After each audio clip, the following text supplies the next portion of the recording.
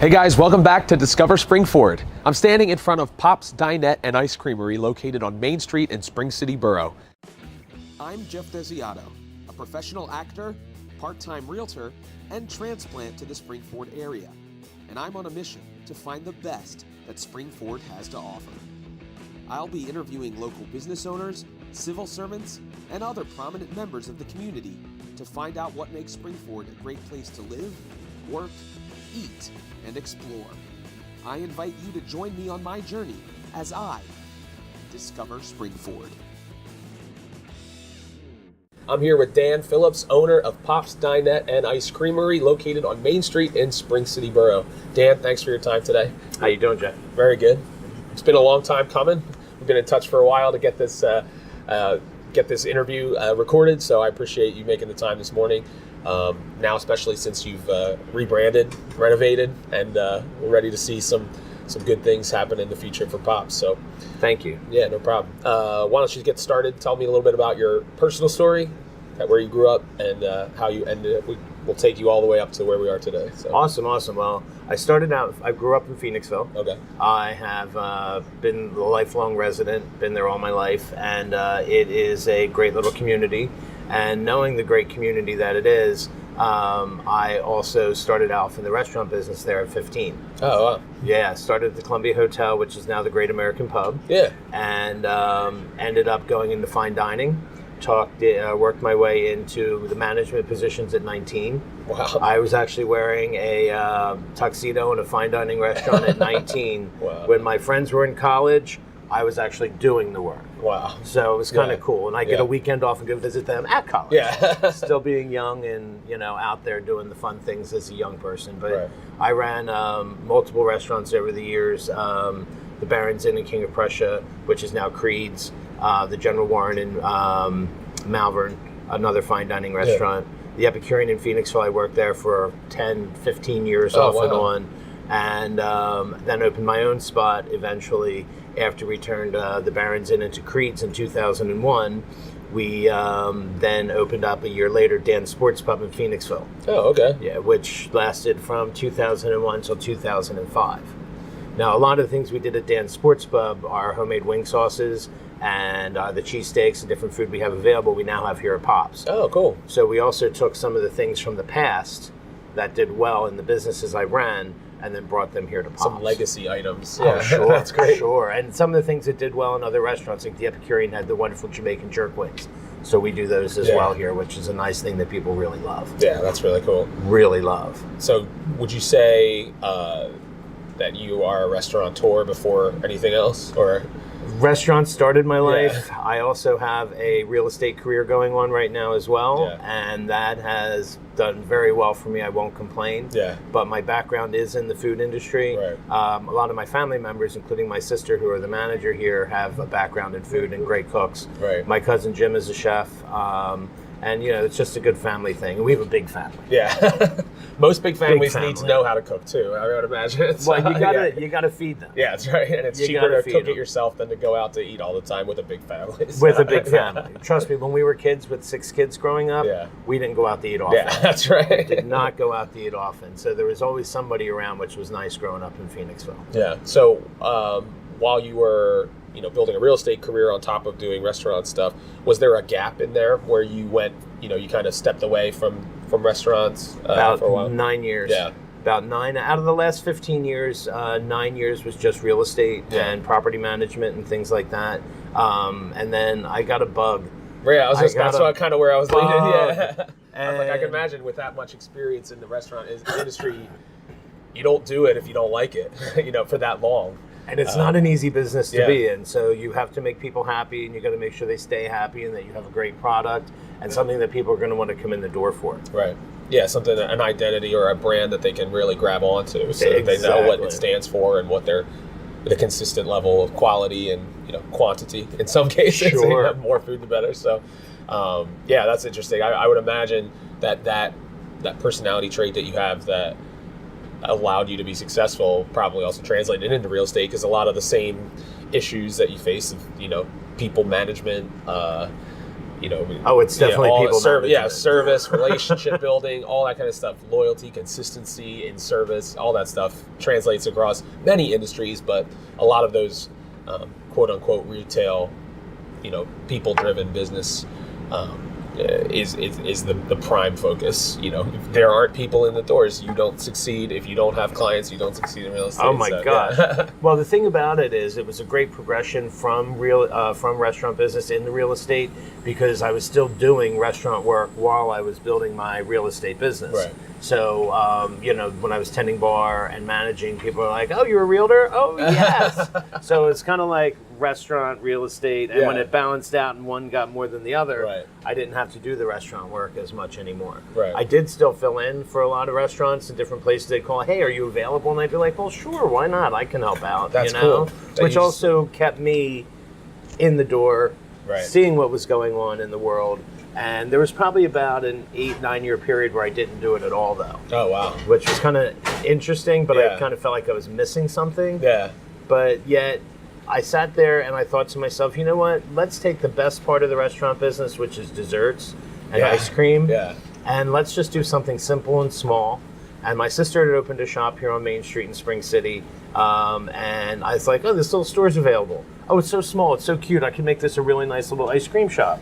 Well, it was only 300 square feet. Yeah. And people would walk in the door and they would enjoy our ice cream, and then they'd have to turn around and kind of sidle out the door and then eat their ice cream outside. Right. So when this shop became available, we were like, well, I guess we could take all the things we've done in the past and turn it into, Pop's Dinette, which we progressed into with the name. So it's basically been a progression. It took me about a year to get the shop open across the street.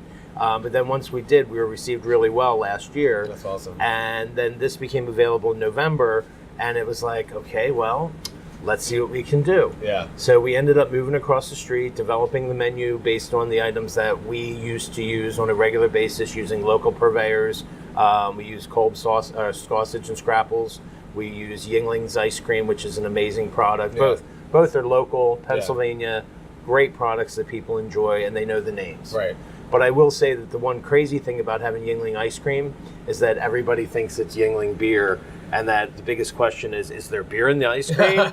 It's like, no, there's no beer in the ice cream. You can bring your kids. Yes, and actually, kids walking up and down the street at the Wordsford Day, Community Day, the kids were walking up and down the street, and the adults are like, "Is there beer in that?" And, ma'am, I just sold it to a child. Yeah, I'm sure that, and there were cops everywhere, so I'm sure you would have gotten away with it if there actually was. Oh my gosh, there were. So the good thing is that it's a little bit of an education for people. Yeah.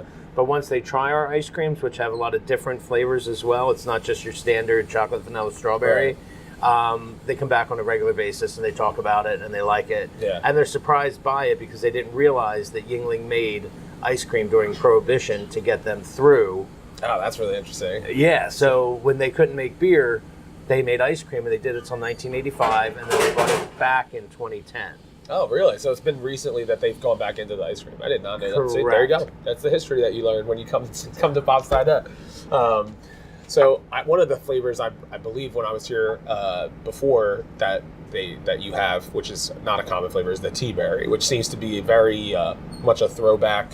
It really appeals to people who grew up with the Teaberry gum, which I'm younger than most, but I remember Teaberry gum, and it's such a unique flavor. So is that a seasonal thing that you have here? Or? We do have it available on a regular basis. Most of the ice creams are depending upon the production of Yingling and what they can get at the time that they're producing. But Teaberry is like a middle Pennsylvania, eastern Pennsylvania thing. And people from the middle of the state of Pennsylvania are like, "We love Teaberry. You have Teaberry? Oh my God, you have Teaberry." We have a guy that comes down on a regular basis and that does Teaberry Shakes. Oh, really? They really like them. Yeah. The kids love it because it's a bright pink flavor. Yeah. And they don't realize what the flavor technically is, even though it is somewhat refreshing. It's a little bit of a different taste. Yeah, it's almost got like a spiciness to it. Like it's got a lot of different flavors going on. It's almost like a refreshing but not mint type thing. And people really do enjoy it. Yeah. But some of the other great flavors we have are the Yingling Black and Tan, which is a Belgian chocolate caramel. Oh, wow. And then the butterbeer, which is like on a take from Harry Potter. Yeah. So it's like a salty vanilla butterscotch love kind great. of thing. Yeah. Ridiculous. And ridiculous. salted caramel is real popular right now, so it's very similar. And butterscotch is just anything butterscotch is awesome. Sea salt caramel is ridiculous. Yeah. That's another great seller when we have it. But again, some of the classics, butter pecan. Oh, I love butter pecan. Do you know what I mean? Yeah. They also have like a cinnamon churro, which is really different. Oh, wow. Really different. I just started to get into cinnamon ice cream, actually. Like, someone was like, because I pictured like big red flavor cinnamon, and that's not actually. But then someone said, no, it's more like a cinnamon streusel, like a dessert. Yeah. And I went, oh, okay. Then I tried it, and anytime anybody has anything cinnamon ice cream, I get it. Like, like any flavor. I was at a place in New Jersey, a little place similar, like an ice cream made in store and everything, and they had cinnamon toast crunch ice cream, and it actually had cinnamon toast crunch in it. Yeah, it would be and great. I was like, oh my gosh, it was so good. Such a good product, and it's the things you don't expect, like the root beer float in ice cream. You know, it's basically a great root beer product with the vanilla in it, and it's basically a root beer float ice cream. Yeah. And the other thing we can do is turn any of these ice creams into shakes, which people love, like I said, the Teaberry Shake or the black and tan shake and the sea salt caramel shakes, really popular. But we also have the Fanta sugar sodas. So we have the grape, we have the orange, we have the strawberry, and usually pineapple. Yeah. So you can put a scoop of vanilla ice cream in them and make a flavored float. Oh, pineapple would be really good. A pineapple with vanilla ice cream, so good. So, it's like pina colada kind of. Well, like a little, but literally a pina colada and an ice cream, non-alcoholic thing. Yeah. So it works out well for that to have the different name, because everybody else has certain names that they know of, and I'm the only one in Chester County right now dipping Yingling ice cream. Yeah. Nobody else in Chester County is selling our ice cream but us. That's awesome. There are places as you go farther west, like Harrisburg and out closer to Pottsville, where the Yingling company is, but we're the only ones in Chester County that actually dip their ice cream. That's crazy. Yeah. That's really cool. So tell me a little bit about what it was like when you first opened, just doing ice cream, and then I would imagine it was such a quick turnaround to get to this place. You really had to take a leap of faith. Oh, it was a leap. Yeah. What was that process like? So what it came down to was this restaurant and this space had been a number of different things over the years. And we thought we could be the ones to make it work. So when we started off over at the little spot, like I had said, it was nice, it was small, and it was just ice cream and some baked goods and simple things, maybe candy for the kids. Yeah. And then we realized people started asking for more things. And then we also realized that Spring City was looking for more food, and that this downtown was a great spot to be for, taking care of people that didn't really have stuff accessible to them local. For the most part, they would have to go over to Worsford or out to Limerick to get a lot of things, because downtown Spring City's been sleepy for a number of years. And I can see that coming back and changing. But what happened was, literally, the business that was here decided to close in October.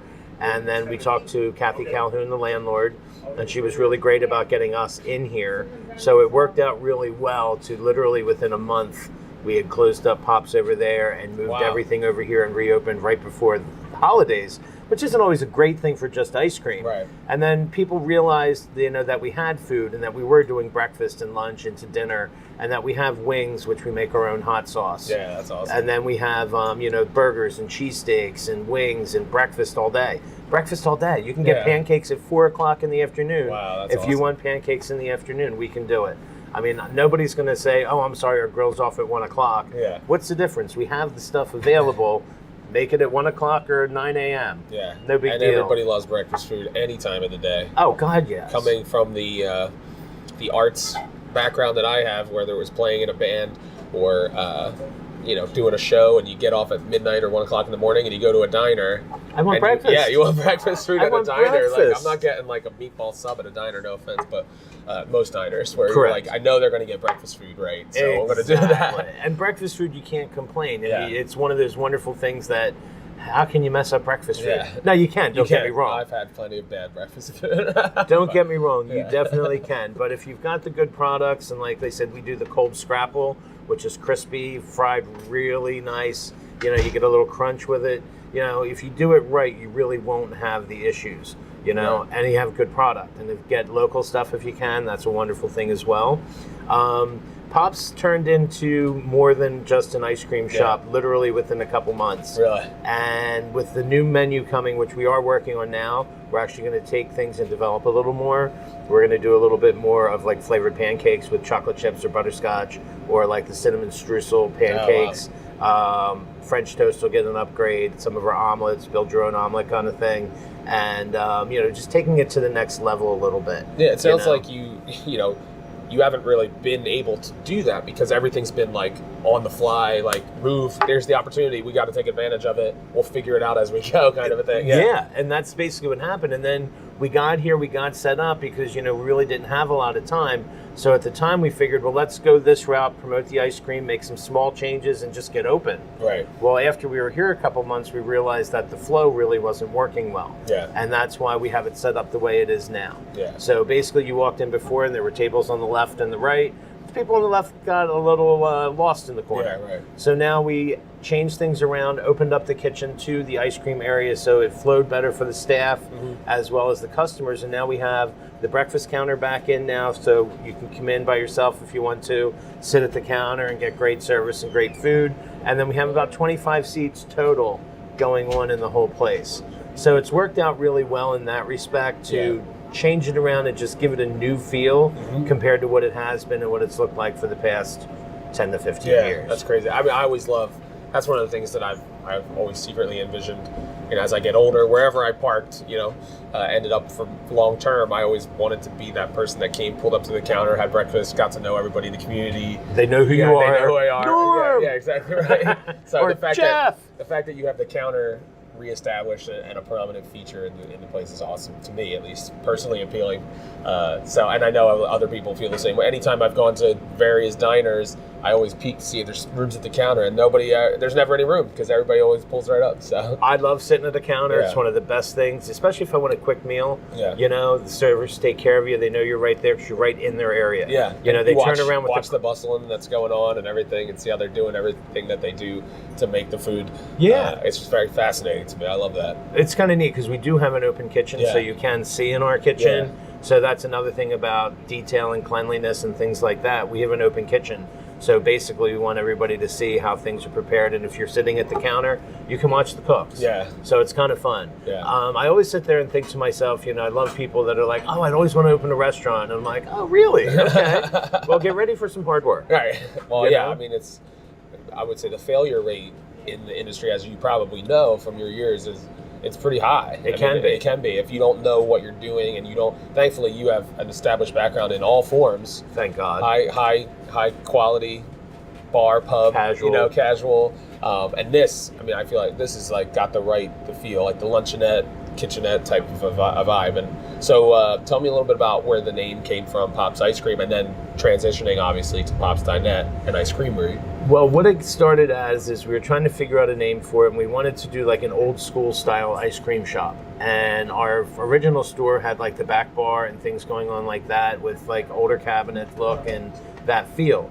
So we were trying to figure out what it would be. And like in a downtown area, mom and pop businesses have been there for a long time. Yeah. So before my dad passed away about 5-6 years ago, it's like, come on, Pop, let's go do something, or come on, Pop, we're going out, or we're going to do something. Yeah. And basically we're like Pop's Ice Cream. Yeah. So it's kind of like a little homage to him because he did enjoy ice cream. Yeah. And he did enjoy good food. So he was also a great breakfast cook. Yeah. Oh my God, he made us the best breakfasts as kids. You can't imagine. Yeah. The potatoes were just right, and it was just a good thing. So basically, it's named after my dad. And basically, we started off over there in that, and then brought it Pop's Cafe and Ice Creamery. We changed the name to thinking, well, it's a little cafe spot. Let them know we do both. But then, as our menu developed, we realized people were just driving by and saying just ice cream. Yeah. They were just seeing the ice cream part and realized, oh, that's an ice cream spot. We'll check it out. Yeah. Well, we became more than that. Yeah. And like I said, with the burgers, the wings, and the breakfast, and all the other Reubens and sandwiches and snacky food and things like that, we became more of a small diner. Yeah. And to differentiate a little bit, I was like, I kept driving past this place in Reading that said Speedy's Dinette. And I'm like, that's what we are. We're a dinette. Yeah. So when I was out there showing houses recently, I'm like, you know what? We need to let people know exactly what we are. Right. And Dinette really kind of says we're a small little diner that serves ice cream. Yeah. So our signage is in the process of changing. We're in the process of, like I said, upgrading the menu and making just a couple more corporate changes so that it's officially Pops, Dinette, and Ice Creamery. And it's been a great progression for us so far. I'm excited about what's going to happen for the future of Spring City. Yeah. With the, one more thing on that. Yeah, sure. With the, put on my real estate hat for a moment. What's happening in Phoenixville is easily going to translate to Spring City. Yeah. Because the people in Phoenixville, as it gets more and more populated and gets a little more overrun and their prices keep going up, they're going to go to the next great community out there that's very similar. And Spring City has the same time frames, the great little downtown, the classic Victorian style of the homes. Right. And, they're just going to pull that up here. And actually, Spring City's technically the poor man's Phoenixville. Yeah, right. If you can't afford Phoenixville and you want that type of atmosphere in the community, Spring City, Royersford, in this area are your next choices. Yeah. I know that someone, just in a recent episode, I talked to the owner of Chopper's Hair Shop in Royersford, Nick Shoemate, and he said when he was looking for places to open his barbershop, he saw what was happening, saw what happened in Manayunk, in Conshohocken, in Phoenixville, and he's like, just keep following the river. Exactly. So it's we got right Spring out City, the river. Royersford, they straddle the river, and that was one of the reasons why we picked the area, was because I always wanted to live in a small town. I didn't want to move to an area that was untapped by anything. Right. I wanted to still be able to get to where I needed to go, but I got two for the price of one with Royersford Borough and Spring City Borough. Oh yeah. And I frequent both. I'm always in both. And we wanted to get in on the ground floor, as it were. Before it happened like it did in Phoenixville, we wanted to be, and the show, obviously, we wanted to contribute, hopefully, to highlighting the areas, to let people know that maybe don't think of Spring City or Royersford as a place to be. Right. We're showing them through these episodes, like, no, there's a lot to do. We're here. Yeah, that's right. We're here. And you're going to miss out if you don't, and then you're going to be a tourist rather than one of the first, to get in. Yeah. And that was also one of the reasons why I decided on Spring City, because the rents were good as well. But it also had always good when you're starting a business, right? Yeah. And the character and class of the downtown, as if they hadn't done the streetscapes, I probably would have thought a little differently. Right. But with the beautiful lights and the nice sidewalks and the brick accents, I mean, they really did a nice job in transforming Spring City from what it was in the past, another steel town or another working area with businesses that have left. And now they're turning it into a bedroom community, which is basically, it's smack dab in the middle of all the corporate areas. Right. So what happened in Phoenixville can easily happen in Spring City and Royersford. I don't know if it'll be the scale, but yet, there's a lot of similar qualities between the towns themselves. Yeah, and you want to keep the unique identities as well in the midst of that. So it's not going to be a carbon copy of whatever. It's going to be built based on the history, the tradition of what's here. Exactly. And enhancing that. Exactly. And I think sometimes I've noticed, some people that don't want that, they can have a little opposition. It's like, we're not trying to redo or replace. Right. We're trying to enhance. Exactly. Make it just the trestle little bridge, bit better. Restoring the trestle bridge that'll be good for both communities. Yeah, exactly right. So they're all efforts to improve and enhance, not to detract or replace the history that's already been here. Oh, the history that's been here. Amazing. I mean, you have the Foundry building down here that makes the light posts. Right. Believe it or not, the light posts in Spring City light up New York City parks, Washington, D.C. parks. Amazing. A lot of the downtown lighting now comes from Spring City Foundry, and it has all over the country.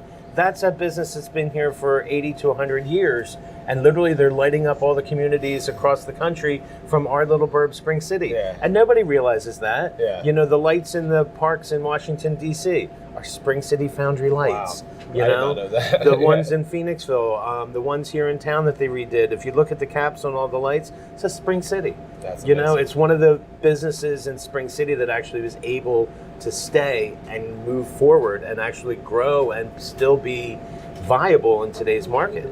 And small business is the way. Yeah. Everybody really needs to take care of the small businesses, because those are your mom and pop people. You're not paying for a third jet for somebody when you go to Applebee's or something like that for the owner. You go into places like that, you're literally buying a jet or a vacation home for those people. Where here, you're paying for my dog's vet bills. Yeah. Okay? You're paying for children's braces. Yeah. You're paying, that's small business. Small business is the backbone of America, and that's what it was built on, and that's what it's starting to become again. Yeah, it's great. People really want a downtown community. They want a walkable community. They want, I mean, there's actually even criteria on the real estate sites to say how walkable is the community. Yeah. It has a ratio or a percentage, like it's an 80%, you know, like, or yeah, we an want to 80 be out there. of 100 walk. Well, yeah, it's crazy. And they want to be able to walk from their home and walk to downtown and grab a scoop of ice cream and hang out and see their neighbors down on the street. Yeah. You know, they want to be able to sit downtown and check out or sit on the street, which basically we do have outside tables. Yes. And you can sit on the street and you can have breakfast on the street if you want to. I see Spring City as becoming the next little hot spot within the real estate world, as well as the restaurant hangout spot, music. George's is trying to get some more music venues in here. Chaplin's does a great job with their music on their weekends when they're here. Spring City Hotel does a great job with their entertainment a couple times a month, which brings people to the downtown. Yeah. It's all about a downtown atmosphere and vibe these days. For a while, nobody wanted it. They went to the malls. They walked around the malls. People finally realized, hey, we have this wonderful thing sitting there. It's been there forever, and now we just need to develop it a bit more and take it to the next level. And I think that's what's happening in Spring City. I think the rest of the storefronts here that are vacant are going to be utilized in the next few years. I don't think Spring City cannot move forward. Right. The people will make it happen. Yeah. The people who are moving here, the people who want to be here, they're going to say, oh, well, hey, I've got a home here. Why don't I open a business downtown? You know what I mean? And work and live in the community I'm in. For sure. Not a bad thing. No, not at all. I know that talking to the guys at Tuned Up Brewing, it was a similar response where they were like, they were looking for a place. The rent was cheap.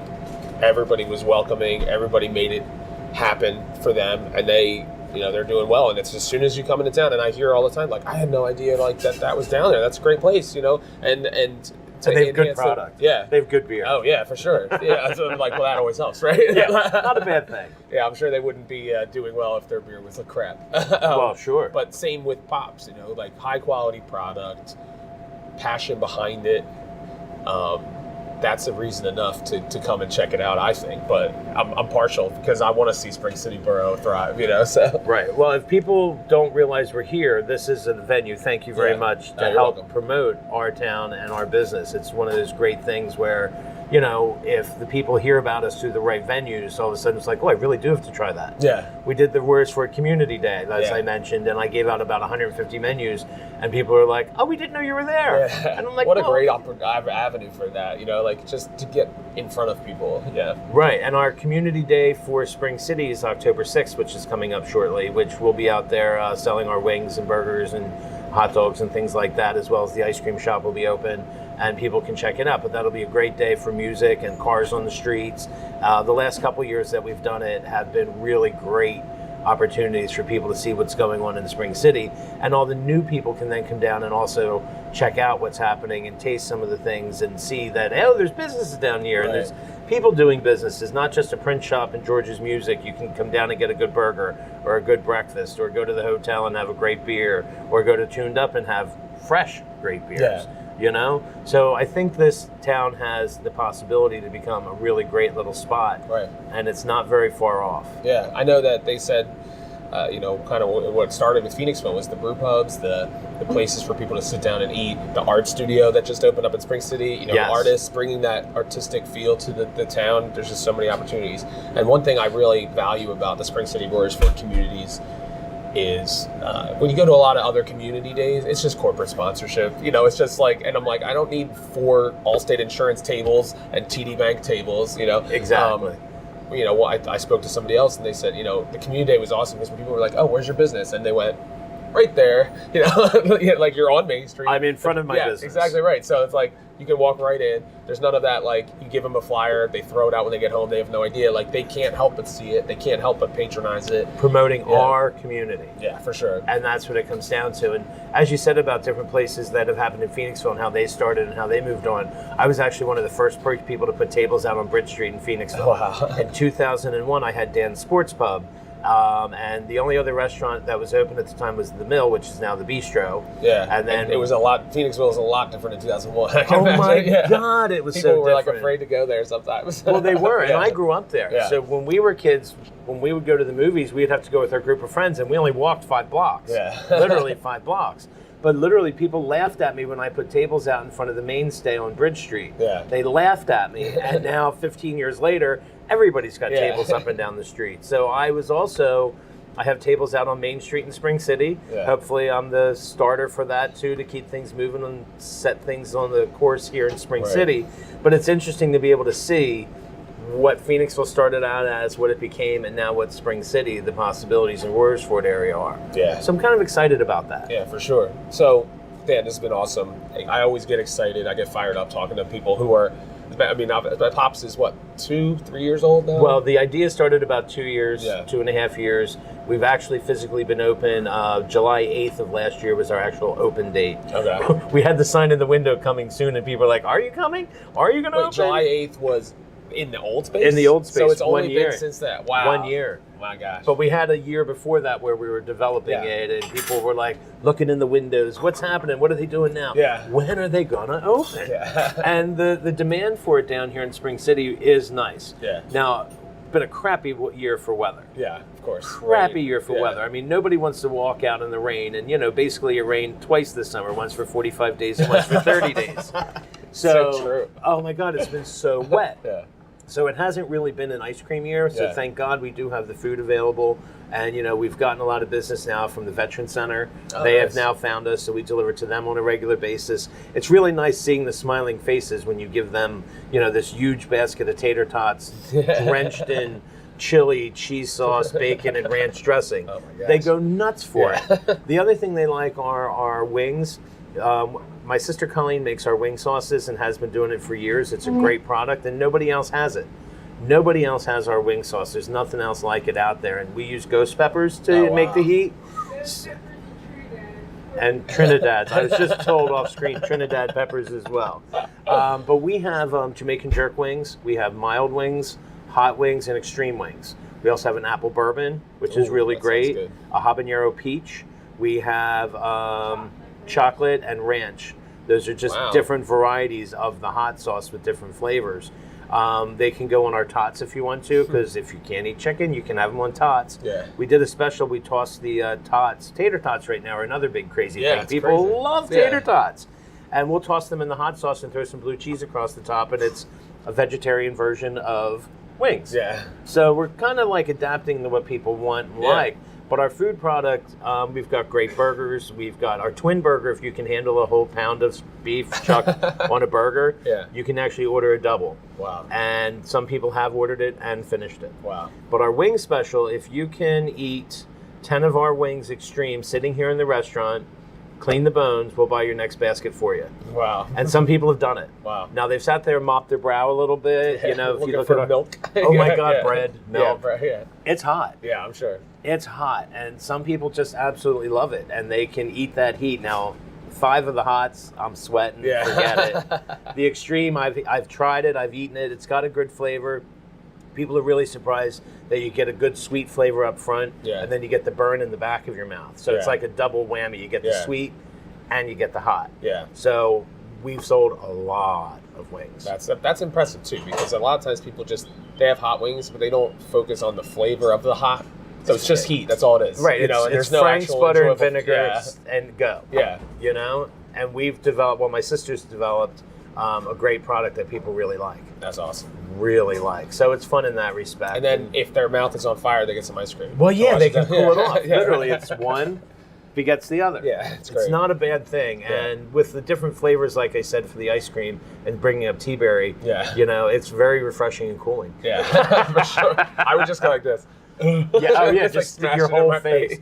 But I'm Because your telling eyes start to burn, your nose starts to burn. Yeah. I have a gentleman that comes in here 5 out of 7 days a week and orders a basket of the extreme wings to go. Amazing. And I was like, "Are you sure?" He's like, "Yeah." The other 2 days are for recovery. Or he supports someone else. Right. But literally 5 out of 7 days a week at least, he's in here in the afternoon getting his wings for dinner. Wow. Yeah, That's it incredible. works out really well. Yeah. And the fact that it is in such a close proximity, you can have that recurring customer base, which is huge. Right. And the people who are local who really like us support us. Yeah. That's and awesome. they do well. They're here 3, 4, 5 times a week, depending. Wow. You know, I don't have the following Anne Marie's has yet, but she does a great job also, and you know, has a great product. So, you know, if we can do a little bit of the business that she does, I'd be really happy here in Spring City. Right. Yeah. And really happy. like you said, there's not really anything on the main street that is comparable at all. Nothing. So, Dan, thanks so much. As we wrap up, can you let people know your hours, how they can get in touch with you, where they can find you online? Sure. We have a new website coming out. It'll be out in the next week or so. Pops, Dinette, and icecreamery.com. We also have our Facebook page, which we've gotten amazing responses from Facebook. We've got a 5.0 on Facebook. Nice. Yay! We're open 7 days a week. We close at 9 o'clock every day, and during the week we open at 9 o'clock, and then we open at 8 o'clock on Fridays, Saturdays, and Sundays. And it's been a really interesting run so far, and we're really excited to be here on Main Street in Spring City. Yeah, and how often are you here during those hours? Because I mean, with your other business, it's hard, right? I am here when I can be. Yeah. Some weeks I haven't been at all, but other weeks, this week I'll be cooking tonight and then Sunday night, I think. Saturday night. And the main... Talk about that. Just cracking the whip on you. Oh, I'm telling you, it's not a bad thing. That's great. So, but for the most part, I try to get in here as much as I possibly can. And actually, in the near future, I can see myself setting up my office here as well, so I will be here more that's often. Great. If it wasn't for the dogs, I could live upstairs. Yeah. Yeah, that would be difficult in a small space with dogs. People don't want 2 yellow labs in a restaurant. Not always.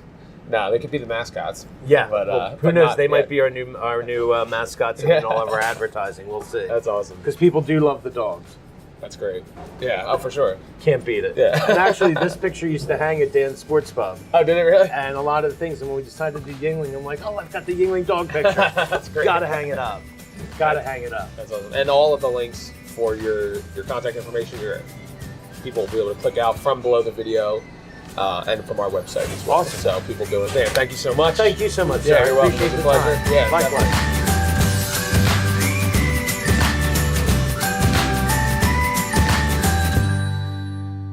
Well, that's all the time we have for today's episode of Discover Springford. If you'd like to hear our full, unedited conversation, then I encourage you to subscribe to the Discover Springford Podcast. You can find it on iTunes, Google Play, and any other podcast app. If you'd like to support Pops, Dinette, and Ice Creamery, then stop on down Main Street in Spring City. You will not regret it. The ice cream, the food is all top-notch. If you'd like to support Discover Springford, then I encourage you to check out our website. There are 3 different ways that you can support us. You can make a one-time contribution via PayPal. You can also become a monthly supporter of the show for as little as $1 a month on Patreon. Finally, we do have t-shirts and car magnets available for sale in our store. Thanks a lot for watching. I encourage you to come back next week, but until then, get out there on your own journey to discover what makes the Springford area a great place to live, work, eat, and explore.